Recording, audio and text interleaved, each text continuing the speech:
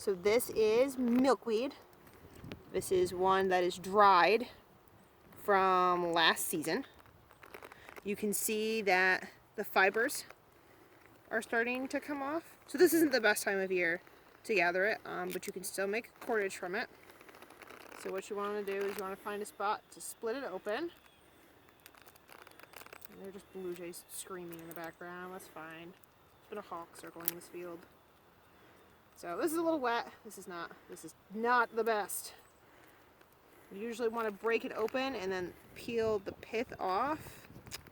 But this is so wet and so old that it is not coming off in one solid piece. So actually the best time to collect milkweed is when it has died back in the fall. And then you dry it out, and then you can collect all of this stuff. This is terrible.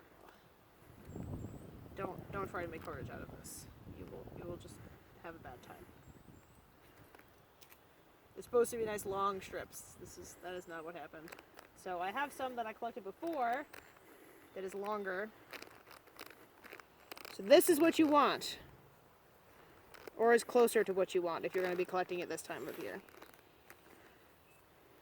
You don't want that. That's bad. I've made cordage out of that before. It's terrible. And then you want to do the normal, like, you want to try and get as much of this stuff off as you can, but if you're not feeling particularly picky, you can start your cordage the normal way, where you twist it until it starts twisting back on itself, and then you, like, twist. So if I'm twisting towards me, I move it away from me.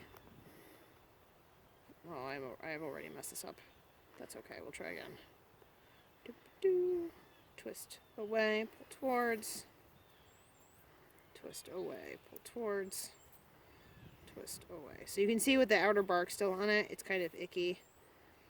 If you harvest it in the fall and bring it back home and let it dry, you actually can scrape the outer coating off, and it's nice and silky and wonderful. But you can see that it is very slowly starting to become, this is why you harvest it in the fall.